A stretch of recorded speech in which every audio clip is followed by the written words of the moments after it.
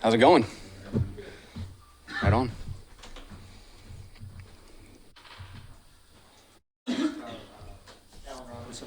Just the professionalism that he brings to the wide receiver room and just the offense as a whole. Yeah, it's funny you say that.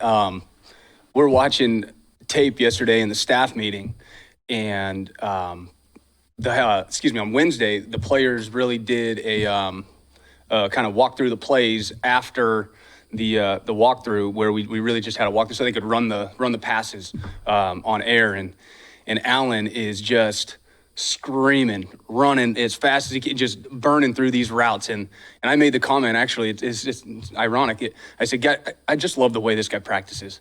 And because he knows where he's at. He's the 5 right now, but he can sub in at any spot. But he comes to work every single day like the vet that he is, leads by example, and it's just been a blessing to have him. No, and we also, it's awesome knowing the assurance that if we need, when needed, he can go in there and play. He can go in there. He's got the experience, and he can play any of the spots. So it's been phenomenal with the level of professionalism that he's shown, and it's just great to have him. Yeah. Important to those guys in general, those vets that maybe are past their prime, but are there kind of pushing the rest of the roster, the young guys, to give max effort every day.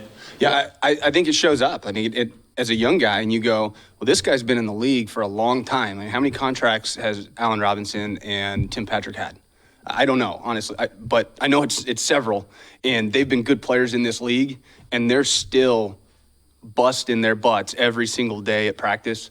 I think you can't not notice it as a young player and go, maybe if I want to have some longevity like these guys have had, that's a good example. It's a good way to do things, and it's been fantastic to have those guys for sure.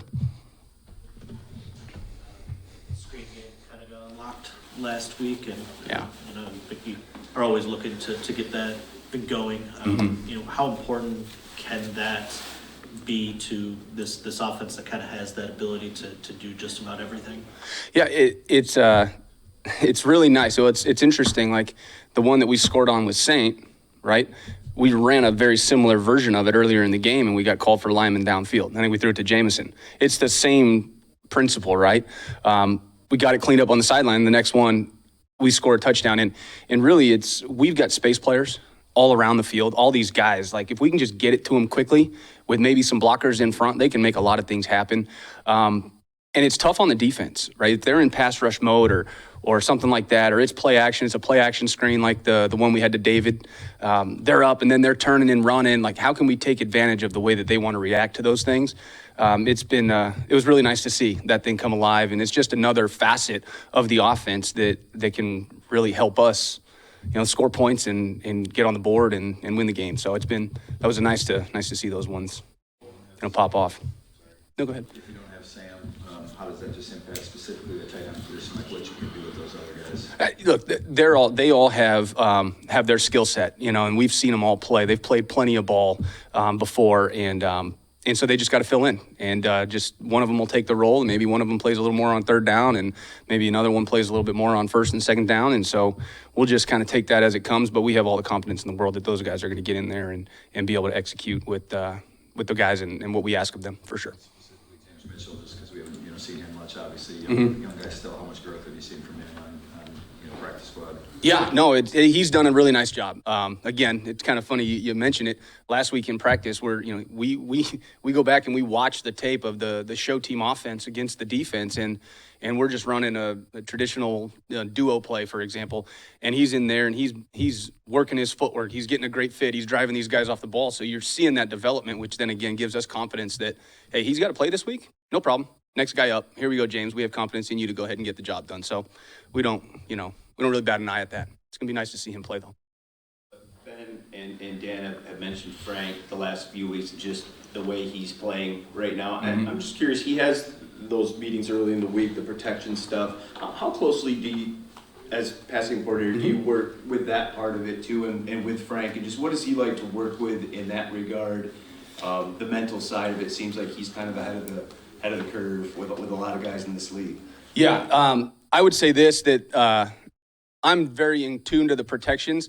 However, I would say Hank deals with that the most, and how we want to go about that. And I think Scotty as well.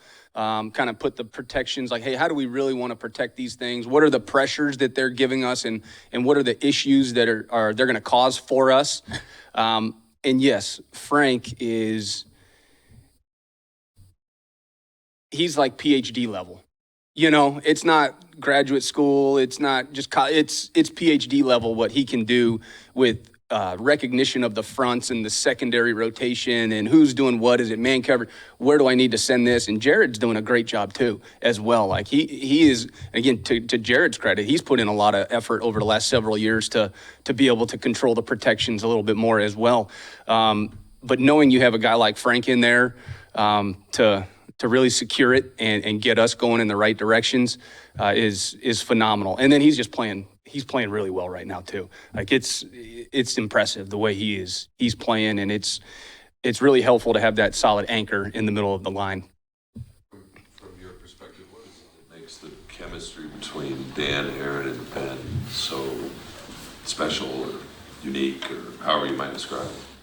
They have trust in each other, full and complete trust in each other, and confidence that they're going to be able to work together to get everything in line with how the game, we feel that game needs to be played on each individual week. You know, it may change from week to week on how we feel like we need to win that game, and they do a phenomenal job with that. But I think those guys, they work so well together, just being on the same page with everything and just having that full confidence and trust in each other that really is been a nice match. It's been awesome. What have you made of the way St. Brown just continues to elevate this team, even though his personal numbers might be down? It seems like he's not at all fazed by that. Just what have you maybe learned about him watching him this season? That he's the same person that he was when he came into the league. He works hard. He's a technician. He works at his craft. Nothing is too big for him. The team is first. And really to pinpoint that, just look at the blocking, the unselfishness. Just look at his run blocking. That'll tell you all you need to know about the guy. He is in there getting his face dirty. He's, one of the top paid wide receivers in the league, one of the top receivers in the league, and he is still willing to go in there and put his face in it and block these guys through the whistle and be a beacon of light and an example for how we want to play through the whistle it's phenomenal. Like, if you could have a team full of St. Browns, you're going to be in a good spot. And we feel like we're getting there. Going back to offensive line, Penei had that big open field, blocking the Gibbs screen other night. Can you do more with him in that downfield blocking this year than compared to years past? I think the athlete has always been there. I think some of those things are kind of getting unlocked as we go, and there's a million different things that you can do on a football field, and there's not one of them that guy can't do. And so it's just a matter of, hey, when might something new show up for him? Who knows? But it was awesome to see him run, and that's not something new for us to see. We see it at practice, on a daily basis in the spring or whenever it was. In training camp. So we can see him running on the field and go, that's not natural. Like that's not natural what that guy can do. And so it's a blessing to have him. Scotty said Penei can dunk a basketball like any which way. Have you seen him dunk a basketball in person? I have had no visual evidence of that, but that would not surprise me. Year 4, a little bit relatively young in his NFL career. Can you even visualize what his ceiling is? Is there? I know the sky's the limit, but can you actually think of what he will look like in 5, 6, 7, 8? Yes, but it's just a matter of him coming to work and keeping the same mentality that he has on a daily basis, which is exactly what this team is built of and what we want to be. But he can be as good as he wants to be. There's nothing he can't do, and we're excited to see that come for years to come. And so it'll be really good. It'll be really good to see how he continues to grow. Cool. Thank you, guys. All right, thanks, guys.